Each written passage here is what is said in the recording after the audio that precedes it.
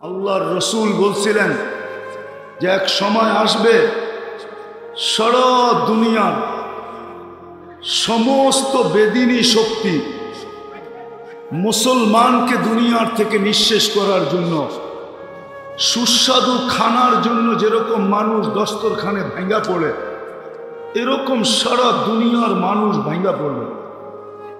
তো সাহাবা জিজ্ঞাসা করছে, ইয়া রাসূলুল্লাহ, ওই দিন কি আমাদের সংখ্যা কম হবে? তো বলছে, না, তোমরা সংখ্যা অনেক হবে। আজকে 200 কোটি মুসলমান,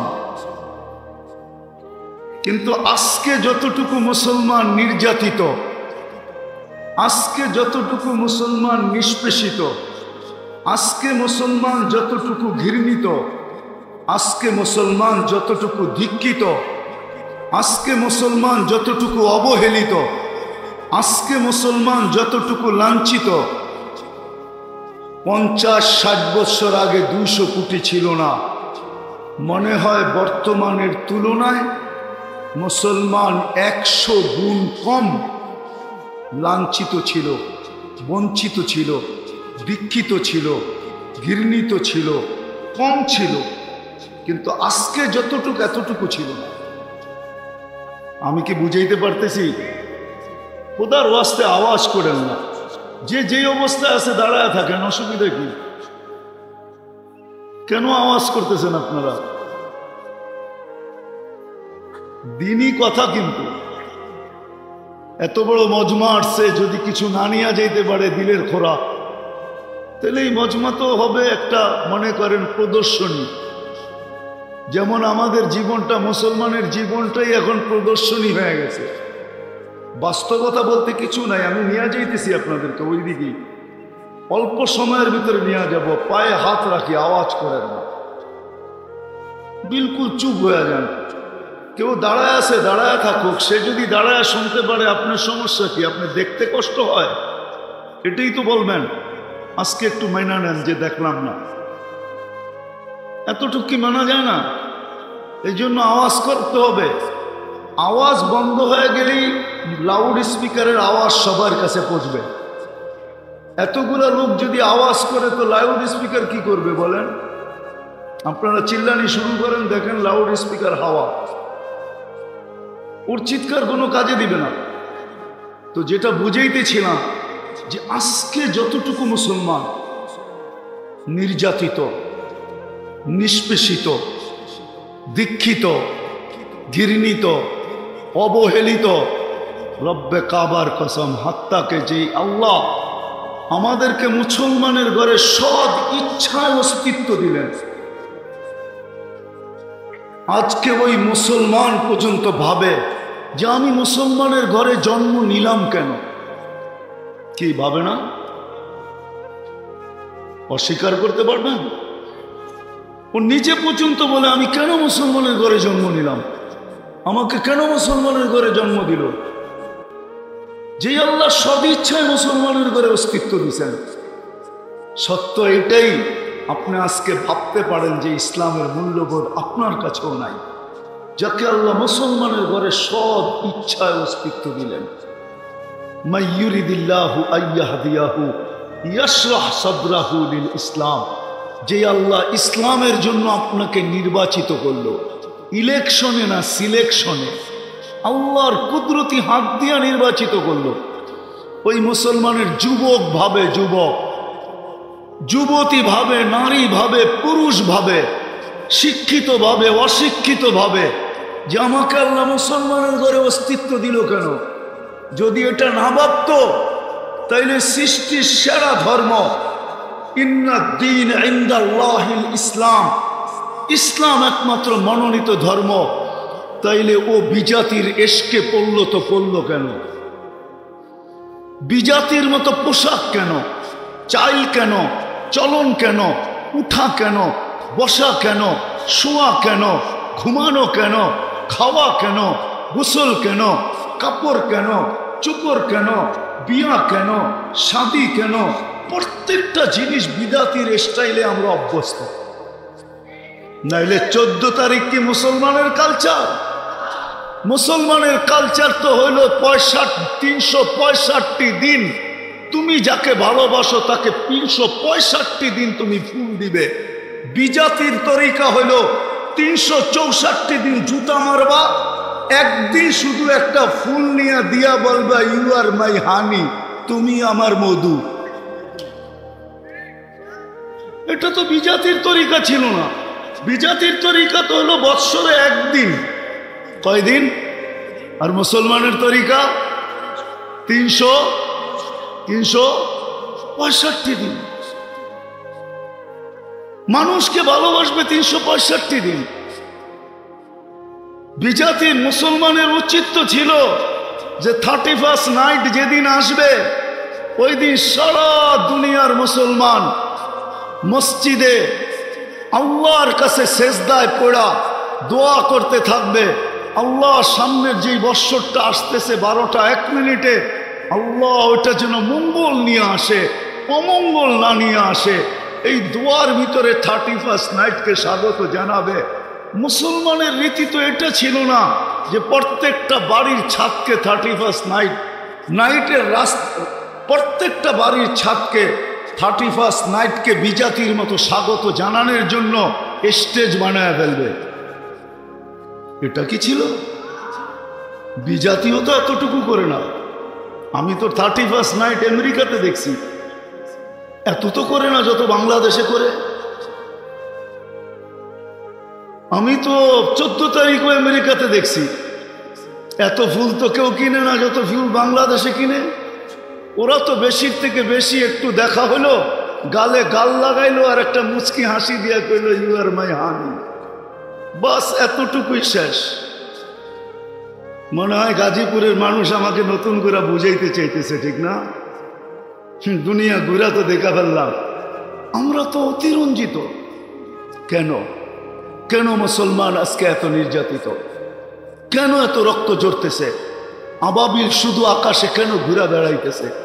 ওর পাঞ্জা এখনো তো আছে, ওর অস্তিত্ব তো এখনো আছে, ওই পাথরগুলো তো এখনো আছে যেগুলো হাতিয়ালার উপরে বর্ষিত হয়েছিল, যাদেরকে পাউডার বানায় দিছিলেন। ওই আবাবিল এখন আকাশে ঘুরে কেন? ওকে কি এই জন্য অস্তিত্ব যে আকাশে ঘুরা বেড়াবে? আমার বিবেক তো বলে আবাবিল এই জন্য অস্তিত্ব না। আবাবিলের অস্তিত্ব এই জন্য ছিল যখন ইসলামের বিরুদ্ধে হাতি আসবে, আল্লাহ রসুলের বিরুদ্ধে হাতি আসবে, তো আবাবিল নিজের ইচ্ছায় পাঞ্জায় ওই পাথর উঠাবে আর ওই হাতিওয়ালাদের উপরে মারবে আর ওদেরকে পাউডার বানায় দুনিয়াকে দেখায় দেবে। আবাবিল তো মনে হয় এই জন্য ছিল। মশা তো এই জন্য ছিল না যে গাজীপুরের মানুষকে কাটতে থাকবে আর ডেঙ্গুর সিরিয়াল হাসপাতালে লাগতে থাকবে। আমার তো বিশ্বাস মশা এই জন্য তৈরি হয় না। মশা তো তৈরি হয়েছিল এই জন্য, নমরুদ যখনই দুনিয়াতে অস্তিত্ব নিবে আর খোদাই দাবি করে বাহির হবে যে আমি অল ইন অল, তখনই মশা তার কাজ দেখাবে। নমরুদি বাহিনীকে যেরকম মাটির সাথে নিঃশেষ করতে মিশায়া দিছে, নমরুদকে 400 বছর জুতার বাড়ি খাইতে বাধ্য করছে। দুনিয়ার ইতিহাসে একটাই মশা পাওয়া যায় যার বয়স ছিল 400 বছর, যেটা নমরুদের নাকে ঢুকছিল, তাও ল্যাংরা। আমাদের দিকে ভালো ল্যাংরা না, হাসার বিষয় না, বাবার বিষয়। আমি বাবাইতে চাইতেছি আপনাদেরকে, বিশেষ করে যুবক সমাজকে পায়ে হাত দিয়া বাবাইতে চাইতেছি, গাজীপুরের মানুষকে বাবাইতে চাইতেছি, চিন্তায় বাধ্য করতে চাইতেছি। দিলের ভিতর থেকে বলতেছি, দিলের ভিতর থেকে। আমি বক্তা না। আমার আগে মিজানুর রহমান সাইদ সাহেব পড়ে গেছেন, বাংলাদেশের গ্র্যান্ড মুফতি। ওনার পরে আর কথা বলার সুযোগ নাই। বসছি যখন, তাইলে দুটা কথা বলেই যাই। লম্বা হবে না, ধ্যান দিয়া শুনলে আশা করি বুঝে আসতে পারে। মশা তো এই জন্য তৈরি করছিলেন আল্লাহ, যে নমরুদি বাহিনী যখনই দুনিয়াতে আসবে তাকে নিঃশেষ করার জন্য। চিৎকারের ফেরেশতা তো এই জন্য তৈরি করেন নাই যে ও জীবনে একবার চিৎকার দিবে আর নাকে তেল দিয়ে ঘুমাবে। চিৎকারের ফেরেশতা তো এই জন্য তৈরি করছিলেন যখনই মানুষ প্রযুক্তিতে মাতাল হয়ে যাবে, মাতাল। আজকে যেরকম আমরা প্রযুক্তিতে মাতাল, তখনই চিৎকারের ফেরেশতা চিৎকার দিয়ে সবার আকলকে ঠিকানায় আনবে। এই জন্য চিৎকারের ফেরেশতা ছিল। আমি তো চোখে দেখা বলতেছি, কওমে সালেহকে ধ্বংস করছে ওই গ্রাম আমি দেখা আসছি, ওই শহর আমার দেখা আছে, এই দুই চোখে দেখা আছে, ওই বাড়িঘর আমার দেখা আছে, যারা পাহাড় খচিত করে বাড়ি বানাইতো।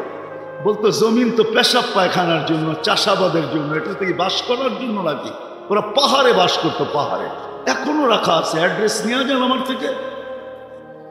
বাতাসের ফেরেশতা তো আল্লাহ এই জন্যই তৈরি করছিলেন যে যখন এই দুনিয়াতে আল্লাহ আল্লাহ রসুলের বিরুদ্ধে কেউ মান আসাদ্দু মিন্না কুওয়া সুপার পাওয়ার বলে দাঁড়াবে, ওকে খেজুর গাছের মতো ধরাশায়ী করার জন্যই বাতাসের ফেরেশতা তৈরি।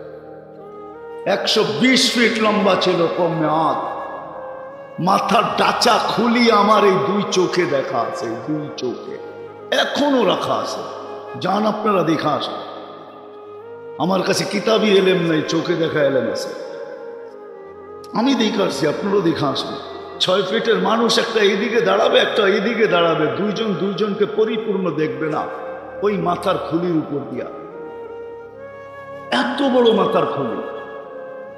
বাতাসের ফেরেশতা তো এই জন্য বানাইছিলেন। পানি তো এই জন্য বানায় না যে প্রতি বছর আসবে আর বাংলাদেশকে ডুবায় থুয়ে চলে যাবে। পানি তো বানাইছিলেন আল্লাহ, যারা এগ্রিকালচারের নিশায় মাতাল হয়ে যাবে, আল্লাহ আল্লাহ রসুল থেকে দূরে সরা যাবে, পানি ওদেরকে জমিনের সাথে মিশায়া দিবে। এই জন্যই তো পানি বানাইছিলেন। নাইলে 600 কিলোমিটারের ড্যাম কওমে সাবার, যে এগ্রিকালচারের প্রশংসা আল্লাহ নিজে করেন, জান্নাতানি আন ইয়ামিন ওয়া জান্নাতানি আন শিমাল বালদাতুন তাইয়্যিবাতুন রব্বুন গফুর। আমি 4 বার গেছি ওইখানে, 4 বার। পানি তো ওদের জন্য তৈরি করছেন। আজকে কারণ কি? কারণ বলেই আমি শেষ করতেছি। কারণ কি আজকে? কেন মুসলমান এত লাঞ্ছিত, মুসলমান এত দীক্ষিত? বলার আগে আরেকটাও বলি, কোন সাজে আমরা সাজি নাই? বিজাতির কোন সাজটা বাকি আছে যেই সাজে আজকে মুসলমান সাজে নাই? কোন সাজ বাকি আছে? কয়েকজন হুজুরের কথা। হুজুর কয়জন পার্সেন্টেজে বাংলাদেশে? কয়জন? হুজুরের কথা বাদ দেন, তাবলীগালা দিনদার কয়জন? 1% না বাংলাদেশে। হুজুর কয়জন দুনিয়াতে? বাকি 99%ই তো আমরা ওদের সাজে সেজে গেলাম। ওদের মতো বিয়া, ওদের মতো শাদি, ওদের মতো খাওয়া, ওদের মতো 3 কোয়ার্টার, ওদের মতো হাফ কোয়ার্টার, ওদের মতো টি শার্ট, ওদের মতো জিন্সের প্যান্ট, ওদের মতো টাই, ওদের মতো চেহারা। সকাল হইতে দেরি, শেভ করতে দেরি করি না। সব রঙিন তো ওদের রঙে রঙলাম, কিন্তু তারপরও তো ওরা আমাদেরকে বুকে নেয় না, পিঠেই রাখে। আর কবে নিবে আপনাকে বুকে? মুসলমানও আমি নিয়ে যেতেছি জায়গায়, রব্বে কাবার কসম, যাকে আল্লাহ মুসলমানের ঘরে সদ ইচ্ছায় অস্তিত্ব দিচ্ছেন, সর্বশ্রেষ্ঠ নবীর উম্মত হিসাবে যাকে আল্লাহ নির্বাচিত করছেন, রব্বে কাবার কসম, যতই আমরা ওদের রঙে রঙ্গি না কেন, আমি দুনিয়া ঘুরা বলতেছি, ঘুরা। এই পোশাকেই তো দুনিয়া ঘুরি। একটা তো এটা তো হয় নাই। রব আলহামদুলিল্লাহ সুম্মা আলহামদুলিল্লাহ, 99টা হয়ে গেছে। দোয়া করেন যেন সেঞ্চুরিও পুরা হয়। আমি তো ঘুরা বলতেছি, তোমরা আমাদেরকে মিডিয়া দিয়ে কি বুঝাবে?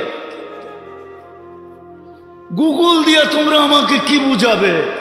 আমি তো চষতে চষতে চোখের পাওয়ার নষ্ট করে ফেলছি, পায়ের জুতা ক্ষয় করে ফেলছি। এই জন্য ভিতর থেকে বলতেছি, যতই আমরা রঙিন হই না কেন, রব্বে কাবার কসম, আল্লাহ বলে লা ইয়ানজুরু ইলা সুয়ারিকুম ওয়ালা ইলা আজসামিকুম। সারা দুনিয়ার বিজাতীয় বলে লা ইয়ানজুরু ইলা সুয়ারিকুম, আমরা তোমাদের রূপরেখার দিকে দেখি না, আমরা দেখি তোমাদের, এটাকে কি বলে, আমরা দেখি তোমাদের, আরে সফটওয়্যার দেখি আমরা, সফটওয়্যার। আমরা তোমাদের সফটওয়্যারে যা দেখি কে কে ধর্মের জায়গায় ইসলাম লেখা আসছো, আমরা এটা দেখি। আমরা তোমাদের এই রূপরেখা দেখি না, যে তুমি আমার মতো শেভ করলে কিনা। আমি ফিলিস্তিনের বিরুদ্ধে যাইতেছি না, বসনিয়া আপনারা দেখেন নাই, গণহত্যা বসনিয়ে হয়েছে, বসনি আপনারা চোখে দেখেন নাই। আমি ফিলিস্তিনের বিরুদ্ধে যেতেছি না, ফিলিস্তিন আপনারা দেখেন নাই, আমি চোখে দেখছি। আপনারা দেখেন নাই, মিডিয়ায় দেখছেন ফিলিস্তিন, চোখে দেখেন নাই ফিলিস্তিন। আজকে মুসলমান কেন নির্যাতিত? রব্বে কাবার কসম, মুসলমান আজ যদি মুসলমান 3টা কাজ না করলো, আজকে যদি এই মজলিস থেকে যদি আমরা 3টা জিনিসের আপনি আর আমরা প্রতিবাদ করতেছি, আমি প্রতিবাদের বিরুদ্ধে না, গাজাওয়ালারা প্রতিরোধ করতেছে, ঠিক না? সত্য তো? আরে বলেন না হা না না। আর আমরা কি করতেছি? এই মজমায় কয়জন আছে যেদিন থেকে গাজায় হামলা শুরু হয়েছে যে আমি ডেলি 2 রাকাত নফল নামাজ সালাতুল হাজাত গাজা আলাদের জন্য পড়ছি, আর সেজদায় যায় আল্লাহর সামনে চোখের পানি জড়ায় বলছি, মালিক তুই জানিস আমি কোথায় আছি, তুই জানিস আমার ক্ষমতা কতটুকু আছে, আমি ওদের সঙ্গ কতটুকু দিতে পারবো। মালিক আমি তো যাইতেও পারবো না, সঙ্গ দিতে পারবো না, আমার হাত পাও বাঁধা, শুধু মুখটা খোলা, আমি প্রতিবাদ করতে পারি, কিন্তু মালিক আমি প্রতিবাদের সাথে সাথে 2 রাকাত সালাতুল হাজত পড়া তোর দুয়ারে আর্তনাদ করতেছি, মালিক তুই একটু মেহেরবানি করে নাই মাস। কয়জন হাত উঠাইতে পারবেন? প্রতিবাদী স্লোগান দিতে তো অনেক অভ্যস্ত, ঠিক না? বলেন কয়জন হাত উঠাইতে পারবেন? হুজুররা সহ বলেন। রাগ হয়ে গেলেন? হ্যাঁ, পায়ে হাত রাখি রাগ হইলে, রাগ হয়ে গেলেন? উচিত ছিল আমাদের ওই দিন থেকে রাত্রটা যখন হয় তখন গাজাওয়ালাদের ঘুম হারাম হয়ে যায়, হারাম। একই তো শরীর ছিল, আল্লাহর রসুল তো বলছে এক শরীরের মতো মুসলমান। শরীরের যেই কোনো অঙ্গে ব্যথা হলে সারাটা শরীর কাতরাইতে থাকে। গাজায় মানুষ রাত্রে ঘুমায় না, আপনি বাংলাদেশে ঘুমান তো ঘুমান কি কইরা? আজ 15 রাত্রেই যদি বাংলাদেশের 12 কোটি মুসলমান আল্লাহর কাছে সেজদায় পড়া কাঁদতে থাকতো, হতে পারতো কারো সেজদা আরো সে যায় হিট করতো, হিট, কারো সেজদা আরো সে যায় হিট করতো, আরো সেই বলতো আমার এখানে হিট করে কে? আল্লাহ বলতো গাজার জন্য করতেছে।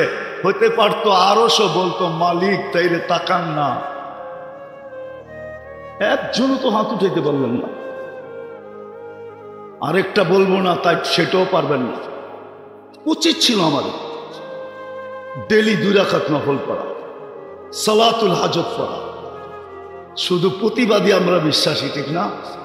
বাস্তব বললেই আমরা ভালো না, ঠিক না? অনেকে আমাদের বিরুদ্ধে লেখে ওনারা ভালো না, দিলে আসলো এই জন্য বলতেছি। কি উচিত ছিল না ছিল না? বলেন কি বলে? ওয়াস্তাঈনু বিসসবরি ওয়াসসালাত, কোরআনের হুকুম না, হুকুম না? হ্যাঁ, উচিত ছিল। কে কে আজকের থেকে পড়বেন? হাত উঠান। হ্যাঁ, ওয়াদা পাক্কা? আল্লাহ কবুল করুক নামা। উচিত ছিল আমাদের ডেলি 1 টাকা গাজার জন্য সদকা করা। আর সদকা তো তারুদ্দুল বালা। মালিককে নামায় নিয়ে আসেন না, আপনি কতক্ষণ লড়বেন? কুলিকাল ইনসান যায়িফা ওয়া হুয়াল কবিয়ুল আজিজ। শক্তিশালীকে নামায় নিয়ে আসেন না। 1 টাকা কয়জন সদকা করছি? উচিত ছিল ডেলি 1 টাকা সদকা করা। নিয়ত করেন 1 টাকা ডেলি গাজার নামে সদকা করেন, যে আল্লাহ গাজার মুসলমানদের জন্য, ফিলিস্তিনের মুসলমানদের জন্য, সারা দুনিয়ার মুসলমানের জন্য 1 টাকা সদকা করলাম। রব্বে কাবার কসম, হতে পারে আপনার সদকা এতটুকু পাওয়ারফুল হবে যে এইখান থেকে উঠবে আর ইসরায়েলে যে অ্যাটম বোম হয়ে পড়বে। বিশ্বাস হয় না? না, মনে হয় না। কেন? ইতিহাস পড়ি না তো কোত্থেকে হবে? ইতিহাস যদি পড়তাম তাহলে বুঝতে পারতাম যে হ্যাঁ, কারো না কারো সদকা এরকম পাওয়ারফুল হইতে পারে যে এইখান থেকে উঠবে, 1 টাকা উঠবে আর গাজায় যায় অ্যাটম বোম হয়ে পড়বে। সারা দুনিয়া তাক লেগে যাবে এটা কোত্থেকে আসলো। কোন দেশের মানুষ কেস করছে 2020-এ? করুণার বিরুদ্ধে কে কেস করছে? হ্যাঁ করছে মনে হয়, হইতে পারে। মাঝে মাঝে মিডিয়ায় দেখি আকল ছাড়া মানুষ, ঠিক না? নাম বললাম না। মাঝে মাঝে দেখি গরমের বিরুদ্ধে কেস করে। হ্যাঁ করে নিয়ে গেলে মনে হয় পাপনাও রাখবো না। তবু আমাদের এখানে রুগীর একটা কোয়ালিটি আছে, এটা কোয়ালিটি ছাড়া রুগী এটা চলবো না আমাদের, ঠিক না? ঠিক না? করুণার বিরুদ্ধে কে কেস করছে? তো যেটা বলতেছিলাম মেরে দোস্ত, এতক্ষণ পরে ঠিক জায়গায় এসে যেটা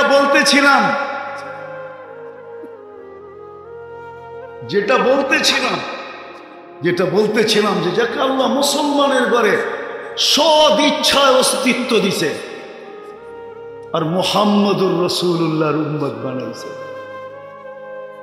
রব্বে কাবার কসম, কোরআন আমাকে বলে, আজকে হয়তো আমিও ভাবি মুসলমানের ঘরে জন্ম নিয়ে কি লাভ হইল, কিন্তু একদিন আসবে অবশ্যই যেদিন সারা দুনিয়ার কাফের জাহান্নামে যাওয়া মুসলমানদেরকে টিটকারি করবে, ব্যঙ্গ করবে যে ইসলাম তোমাদেরকে কি কাজে দিল। ওই দিন আল্লাহর রহমত যখন জোশে উঠবে আর আল্লাহ জিবরিল আলাইহিস সালামকে বলবে আখরিজ, যে সারা জীবন ধর্মের জায়গায় মুসলমান লিখতে লিখতে কবরে চলে আসছে, জীবনে কিছু থাকার না থাক ওকেও বাহির কর। যখন বাহির করবে তো সারা দুনিয়ার কাফের চিৎকার দিবে লাউ কুন্না মুসলিমিন, হায় আমরা যদি নামদারি মুসলমান হতাম। ওই দিন বুঝে আসবে ইসলামের মজা। চিরদিনের জন্য দুজক থেকে বাহির হবে, চিরদিনের জন্য জান্নাতে যায় করবে। আজকে যদিও নাকি আমরা ভাবি উম্মতে মুহাম্মদী হয়ে লাভ হলো কি, কিন্তু না, আজকে হয়তো বুঝে আসতেছে। যদিও আল্লাহ বুঝানোর মতো নিদর্শন দিছেন যে দুনিয়া উম্মতে মুহাম্মদী সবার মাথায় তাজ পরায়া দিছি একটা, সেটা হলো ওয়ালাকাদ কাররামনা বনি আদম, মানুষ সৃষ্টির ভিতরে সেরা। উম্মতে মুহাম্মদী তোর মাথায় তাজ পরাইছি দুইটা। কুনতুম খায়রা উম্মাহ, এটা দ্বিতীয় তাজ। প্রথম তাজ তো হলো ওয়ালাকাদ কাররামনা বনি আদম, মানুষ সৃষ্টির সেরা। দ্বিতীয় তাজ হলো দ্বিতীয় তাজ হলো কুনতুম খায়রা উম্মাহ, এটা হলো দ্বিতীয় তাজ আমাদের মাথায় পড়া। যদিও উম্মত হওয়ার কারণে দুইবার আল্লাহর কুদরতি হাত লাগছে আমাদের গায়ে, একবার জন্মলগ্নে, একবার বাছাই করবে হুয়াজতাবাকুম, আল্লাহ আমাদেরকে বাছাই। যুবক জানো না তোমাকে উম্মতে মুহাম্মদীর অন্তর্ভুক্ত করার জন্য আমি তো আমারটা দিয়ে বুঝাইতে চাই। আমার মনে হয় লক্ষ কোটি মানুষকে আল্লাহ কুদরতি হাত দিয়া বাছাই করার পরে আমি যখন কুদরতি হাতে উঠছি তো আল্লাহ আমাকে উম্মতে মুহাম্মদীর অন্তর্ভুক্ত করাবে। যখন কুদরতি হাতে আমি উঠছি, না হইলে কোটি মানুষকে আল্লাহ কুদরতি চোখ দিয়া দেখছেন, পছন্দ হয় নাই। আমার উপরে যখন কুদরতের চোখ পড়ছে তো আল্লাহ কুদরতি হাত দিয়ে মুহাম্মদ রাসূলুল্লাহ আজকে বুঝে আসতেছে না, কিয়ামতের মাঝে বুঝে আসবে। আজকে মুসলমান নির্যাতিত হওয়ার জন্য, নিষ্পেষিত হওয়ার জন্য সবচেয়ে বড় কারণ তিনটা, আর কিচ্ছু না। মুসলমান এখনো তওবা করে ফিরে নাই, যদিও বারবার সিগন্যাল দিতেছেন লিউযীকাহুম বাযাল্লাযী আমিলু লাআল্লাহুম ইয়ারজিউন।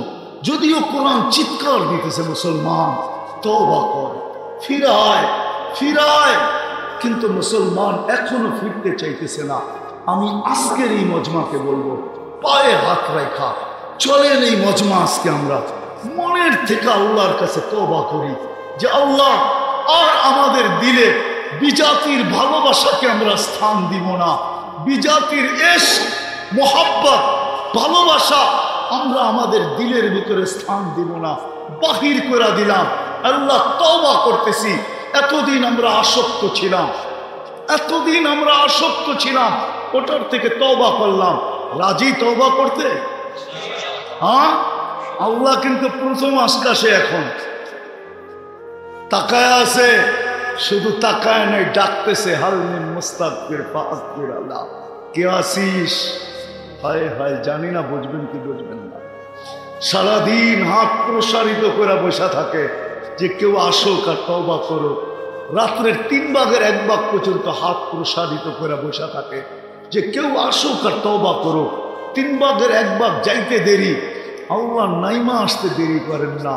আমাদের দিকে তাকায় না, বন্ধুর দিকে তাকায়, বন্ধুর দিকে। কেননা বন্ধুর সাথে প্রতিশ্রুতি দিছি বন্ধুকে লজ্জিত করব না, বন্ধুকে লজ্জিত করব না, রাজি করে ছাড়বো। উম্মতকে যদি মাফ না করলাম, উম্মতকে যদি মাফ না করলাম, উম্মত যদি মাফ না পাইল, তাইলে বন্ধু লজ্জিত হয়ে যাবে।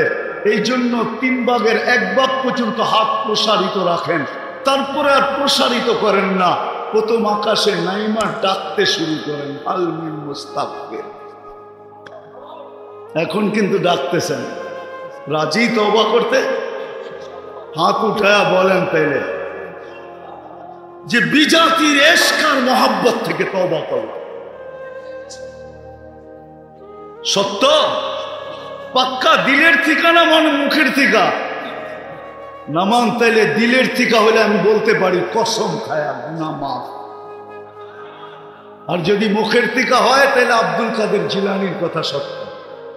বিবেকটা দিয়ে একটু চিন্তা করা উচিত যে আপনার আমার প্রস্তুতি কতটুকু, প্রস্তুতি কতটুকু, কতটুকু প্রস্তুতি নিলাম। প্রস্তুতি নেওয়ার জন্যই তো আপনার ভাগ্য খুলে দিছিলেন, বেশি কিছু তো দরকার ছিল না। আমি একটাই দেখাইতেছি, উম্মতে মুহাম্মাদি বানায় আপনাকে ভাগ্য খুলে দিছিলেন, উম্মতে মুহাম্মাদি হিসাবে নির্বাচিত করা আপনার আমার ভাগ্য কপাল খুলে দিছিলেন। এতটুক করলেই হইতো, কিন্তু করে তো না কেউ। ফামান জাআলাকা দামা, বলো তোমাকে রক্তে রূপান্তরিত কে করলো? ওমান জাআলাকা মুদগা, রক্তপিণ্ডতে রূপান্তরিত কে করলো? ওমান জাআলাকা ইদামা, তোমার কঙ্কালটা কে তৈরি করলো? ওমান জা কাসা আলাইহি লাহমা, নিখুঁতভাবে গোশত আর চামড়ার আবরণ কে চড়াইলো?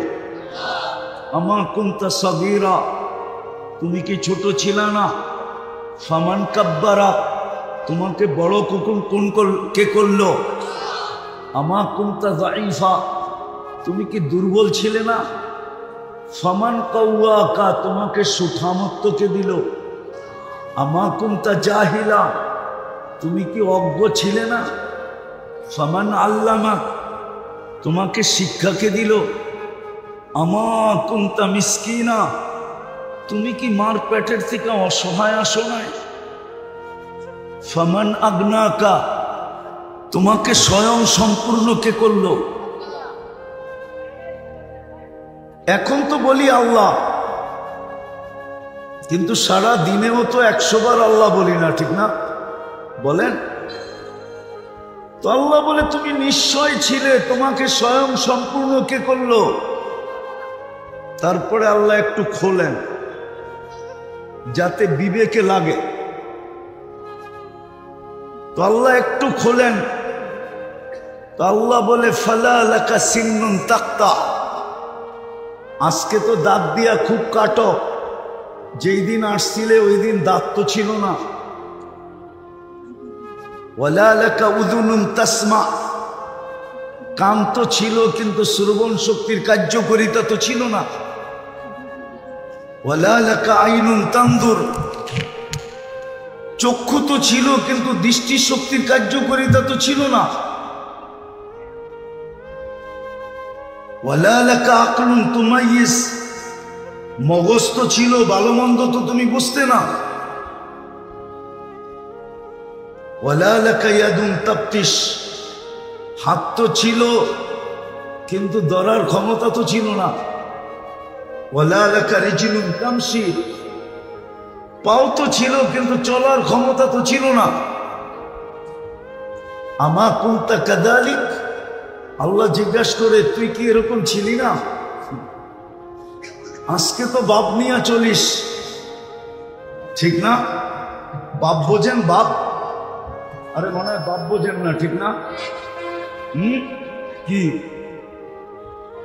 বাপ বললাম? বাপ আরেকটা শব্দ বললে হয়তো একটু খারাপ লাগতে পারে, এই জন্য শব্দের চেঞ্জ করলাম। নাইলে ডাইরেক্ট বলা যায় আল্লাহ বলে তুই তো অহংকার নিয়ে চলস। আসলেই তো সত্য, আমরা তো অহংকার নিয়েই চলি, ঠিক না? কি বলেন? আল্লাহ বলে এখানেই তো শেষ না, 24 ঘন্টা তোমাকে সুরক্ষিত করি বিদায় তুমি সুরক্ষা করি বিদায় তুমি সুরক্ষিত। আচ্ছা একটা উদাহরণ দিই, মনে হয় 2 দিন আগেও আপনারা দেখছেন সমস্ত খবরে বাহির হয়েছে ঢাকা শহরে জানলা বন্ধ রাখো। মনে হয় 2-4 দিন আগে খবরে আসছে, নেটে আসছে, সবাই জানলা, ঘরের কি জানলা, কেননা ঢাকা শহর এরকম দূষণযুক্ত। কয়েকদিন আগে কুয়াশা ছিল না খুব, তো বলছে দূষণ এরকম যে জানলা বন্ধ রাখো। হতে পারে ঘরের ভিতরে দূষণ ঢুকবে, স্বাস্থ্যের জন্য ক্ষতিকর হবে। আর এরকম কথা ঢাকা শহরে আমি জন্মের পরের থেকে শুনতেছি। কিন্তু ঢাকা শহরে কি মানুষ কমতেছে না বাড়তেছে? হ্যাঁ হ্যাঁ, উচিত তো ছিল কোনা যাওয়া। যখন দূষণযুক্ত, তো কোন দিন সকালে উঠে শুনবেন যে অক্সিজেন পচা গেছে, টানতে দেরি, মরতে দেরি হবে না, ঠিক না? হ্যাঁ, তাহলে গুলশানের জমিনের দাম এত বাড়লো কেন? বলুক না ওনারা।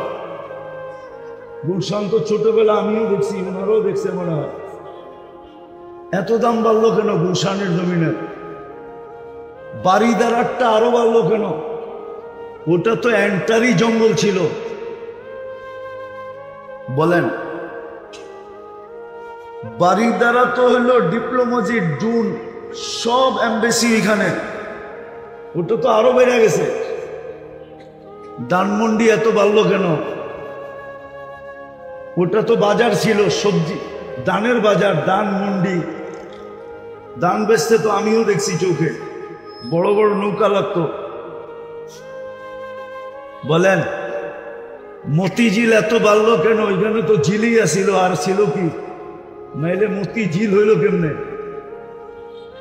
তো দিন দিন দাম বাড়তেছে, মানুষের সংখ্যা বাড়তেছে, ঠিক না? দূষণ বিজ্ঞান বাহির করছে, কিন্তু অক্সিজেন খারাপ হয়ে গেছে এটা বাহির করতে পারে নাই। পারছে নাকি? অক্সিজেন কি ঢাকা শহরেরটা পিউন না? হ্যাঁ না, পিউন না? হ্যাঁ না, মনে হয় বোঝেন না। দূষণ মানি, কিন্তু অক্সিজেন না, অক্সিজেনও দূষণ হলা। ওনারাই স্বীকার করতেছে অক্সিজেন দূষণালা হইলে মানুষ বাঁচবে। তাহলে এই অক্সিজেন পিউর রাখলো কে? হ্যাঁ, আল্লাহ বলে 24 ঘন্টা তোকে সুরক্ষা দিই আমি। 24 ঘন্টা তোকে শুধু অস্তিত্ব দেই নাই, সাজাই নাই, 24 ঘন্টা আমি তোমাকে সুরক্ষা দেই, 24 ঘন্টা আমি তোমাকে সার্ভিস দেই। উইদাউট পে, একটাও নেই না তোমার থেকে, 1 টাকাও নেই না, কোনো কিচ্ছু তোমার কাছ থেকে নেই না, বিনা পয়সায় তোমাকে সার্ভিস দেয়া যাইতেছি। তারপরে আল্লাহ প্রশ্ন করতেছে, বল তুই 24 ঘন্টায় আমাকে কয়বার ডাকস? কয়বার আমার নাম নাও, আমাকে কয়বার ডাক? দেহটা তো আল্লাহ নিজের ইচ্ছায় আস্তে আস্তে আস্তে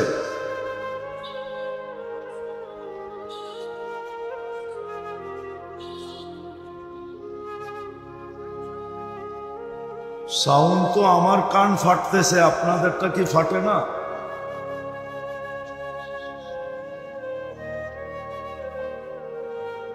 শুনেন শুনেন, শয়তানও শুনতে দিবে না। কেননা যদি আপনাকে শুনতে দিত, যদি আপনাকে শুনতে দেয় ভালো মতে, তাইলে তো আপনি পুরস্কারের গাঠি নিয়ে উঠবেন, ওর সমস্ত পরিশ্রম বিফলে যাবে। আমি চিনি এটা লিপ টাচ, লিপ লিপ বোঝেন? আপনি কানেরটা নিয়ে আসেন, এরকম মনে করেন না আমি এটা চিনি না। এটা আওয়াজ টানবে না, ডাইনে গেলেও টানবে না, বামে গেলেও টানবে না। আপনি কানেরটা নিয়ে আসেন, এটার নাম হইল লিপ টাচ। বোঝেন না? বোঝেন না? এটা গায়িকার জন্য বানানো হয়েছে, গান গাওয়ার জন্য, ওয়াজ করার জন্য না।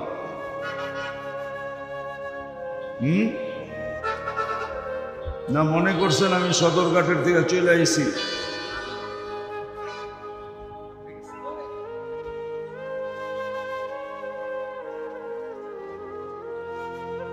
তো যেটা বুঝাইতেছিলাম, শয়তানও কিন্তু শুনতে দিবে না। কেননা যদি আল্লাহর হুকুম পুরা করলেন, তাহলে তো আপনি সওয়াবের গাঠি পাবেন, গাঠি। ও সইবে তো সইবে কি করা? ও তো আল্লাহর সাথে পাঙ্গা নিয়ে আসছে। পাঙ্গা বোঝেন? আরে ঢাকায় শব্দ বোঝেন? পাঙ্গা, যে একটাকেও জান্নাতে যেতে দিব না। আর যদি তাই না হইতো, ওর কথাই যদি সত্য না হইতো, তাহলে সারাদিন বুক করেন কাঠটা, কাঠটা বুক করেন। আপনি ট্যাক্সি চালান কার হাত দিয়া? মাইক্রো চালান কার হাত দিয়া? এই দেহটা কে দিছে? এটার উপরে ডেলি কয় টাকা বাজেট ব্যয় হয় জানেন? জানেন তো না? জানেন কয় টাকা বাজেট ব্যয় হয়? আপনার সংসারে মাসে বাজেট কত? 5 লাখই, 10 লাখই। মাসে যদি আপনি সংসারে 10 লাখ খরচ করেন, তো আমি তো আপনাকে একটা দিয়ে দেখায় দেব। কিডনি ডায়ালিসিস করতে নারায়ণগঞ্জে কয় টাকা নেয় বলুক তো দেখি, ওনাকে জিজ্ঞাসা করি। নারায়ণগঞ্জে কোনো ডায়ালিসিস সেন্টার নাই? আছে? নাই?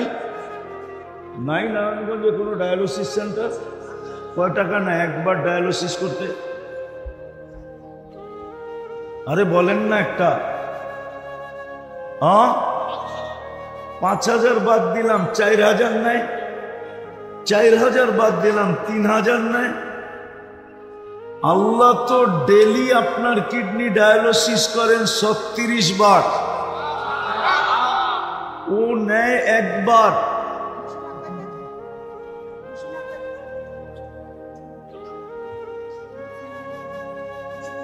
ও একবারে নেয় 3,000 টাকা।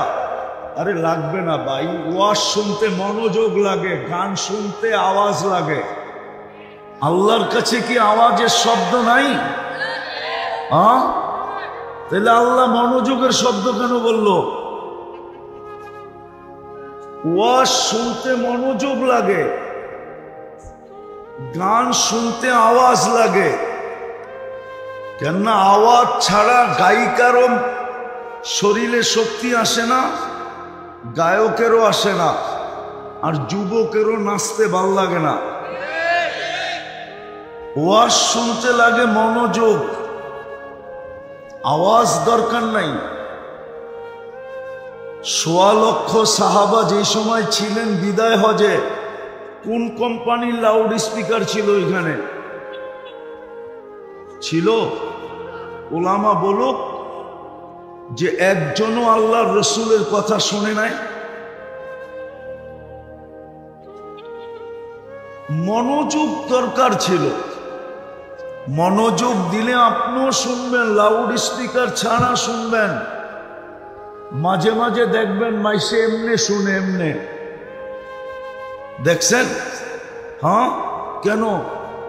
ও মনোযোগ দেওয়ার জন্য এমনি করে, যাতে বাড়ি কানের সাথে খায় আবার হাতের সাথে খায়, যাতে সহজে বোঝা যায়। তো যেটা বুঝাইতেছিলাম, একবার ডায়ালিসিসে কত টাকা? 3000। আল্লাহ ডেলি আপনাকে আমাকে ডায়ালিসিস করেন 36 বার। 3000কে 36 দিয়ে পূরণ দেন তো। আরে 2 লাখ হবে না। দেখেন, ক্যালকুলেটর তো লগই আছে মোবাইলে। 1,08,000 পার ডে দিতে হইতো, পার ডে। মাসে কত? আপনার উপরে বাজেট ব্যয় করতেছে, বাজেট বাজেট ব্যয় হইতেছে, বাজেট। ভাবতেছি শরীরটা এমনি চলতেছে, এই জন্যই তাফালিং দেখায় চলতে পারি। নুন আল্লাহর খাই, তারপরও গুণ গাই না। নুন কার খাই? আল্লাহ নুন খাই, কিন্তু গুণ কিন্তু এটাও মনে রাখবেন, তিলে তিলে আপনার থেকে নিবে। আজকে হয়তো ইচ্ছা স্বাধীনতা দিছেন বিদায় কিচ্ছু বলে না, পুরাটাই কার? কার দেওয়া? এটা দিছো আল্লাহ, চালায়ও আল্লাহ। আমি তো একটা দেখাইলাম, এরকম পুরা শরীরটাকে খুলা খুলা দেখানো যায় আজকের প্রযুক্তির সাথে মিলায়া। যে আপনি যদি এই শরীরটা প্রযুক্তি দিয়ে চালাইতেন, আরো 2-1টা দেখাই আপনাদেরকে, দেখি বুঝে আসে কিনা। আচ্ছা বলেন, খাওয়ার লোকমাটা মুখের কাছে নিতে দেরি, নাক সুইঙ্গা ঘ্রাণটা বলতে দেরি করে না, তাই তো? নাক কি সিগন্যাল দেয়? ঘ্রাণ সঙ্গেই বলে এটা মুখে যাবে, ঠিক না? আচ্ছা, এই ঘ্রাণটাই যদি আপনি প্রযুক্তি দিয়ে শুনতে হইতো, প্যাথোলজি সেন্টারের মাধ্যমে করতে হইতো, তাহলে ডেলি কয় টাকা বিল হইতো? কেননা কমসে কম তো আপনি 3 বেলা খান, ঠিক না? আরে খান কিনা? চাচু বাদেই দিলাম, ঠিক না? তো 3 বেলা টেস্ট করতে কতক্ষণ, কয় টাকা লাগতো? আপনারাই বলেন একটা। পার বারে যদি 100 টাকাও লাগতো, তো ডেলি লাগতো 300, ঠিক না? মাসে কত? 9000। তো নাক আপনাকে সিগন্যাল দিল এটা মুখে যাবে, ঠিক না? এদিকে নাক, আমি বেশি লম্বা কথা বলবো না, অল্প সময় বলবো। নাক সিগন্যাল দিবে, নাক সিগন্যাল দেয় এটা মুখে যাবে, ঠিক না? কিন্তু মুখের ভিতরে ঢুকানোর পরে জিহ্বা আবার সিগন্যাল দেয়, স্বাদ টেস্ট করে, স্বাদ যেটা পেটে যাবে। আচ্ছা, স্বাদটা যদি প্রযুক্তি দিয়ে টেস্ট করতে হতো, তাইলে বলেন আপনার সিরিয়াল কত লম্বা হতো? একটু ভাবেন না, কত লম্বা হইতো আপনার সিরিয়ালটা স্বাদ জানার জন্য। কয় টাকা বিল দিতে হইতো? মাইনা নিলাম 3 বেলায় 300 টাকা, তাইলে এইখানেও তো 9000 টাকা, 18,000 টাকা তো 2টার বিল। বাকিগুলার বিল বাদেই দিলাম। যদি শ্বাস নেওয়ার উপরে বিল হইতো, যে শ্বাস নেওয়ার উপরে বিল, যে প্রত্যেক শ্বাসে 1 পয়সা বিল, তাহলে তো ডেলি 1600 টাকা আপনাকে বিল দিতে হইতো। আমি প্রমাণ দিতেছি, বাংলাদেশের প্রথম সারির শিল্পপতি শুধু স্বাভাবিক শ্বাস নেওয়ার জন্য করোনার সময় নিজের এন্টার কোম্পানি লেখা দিতে রাজি ছিল। শুধু রাজি ছিল না, ডাক্তারদেরকে বলছিল যে আমাকে স্বাভাবিক শ্বাস নিতে দাও, আমি এন্টার কোম্পানি তোমাদের নামে লেখা দিয়ে দিব। তাইলে এইখানে তো ডেলি 1600 টাকা বিল দিতে হইতো। দিদা আমি শেষ কথায় চলে আসছি, আর লম্বা করবো না।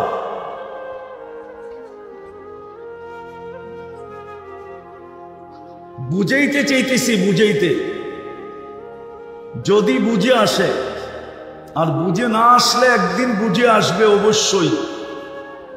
ওই দিন বুঝ কোনো কাজে দিবে না, এটাও সত্য। আজকে আল্লাহ বুঝাইছেন তো কোরআন দিছেন, রসুল বুঝাইছেন তো হাদিস দিছেন, ওলামারা দায় দায়িত্ব নিয়ে বুঝাইতেছেন। বুঝলে ভালো কথা, না বুঝলেও ভালো কথা। কেননা কালকে কিন্তু আপনাকে পুঙ্খানো জবাব দিতে হবে।